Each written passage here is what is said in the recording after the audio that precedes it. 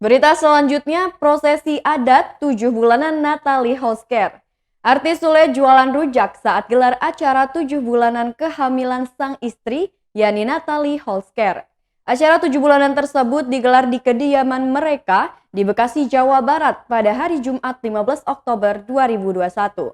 Prosesi itu berlangsung dengan adat Sunda tanpa keduanya menjual rujak. Natali diminta mengenakan boboko, yakni wadah dari anyaman, didampingi Sule yang mengenakan payung sambil berjalan ke tempat berjualan rujak.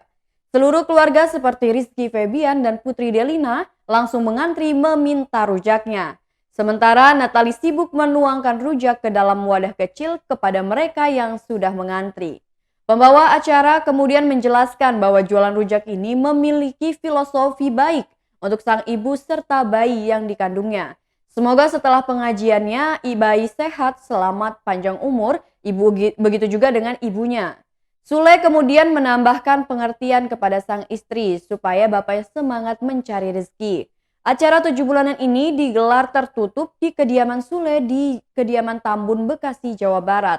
Mereka hanya mengundang keluarga dan kerabat terdekat lantaran menjalankan protokol kesehatan COVID-19.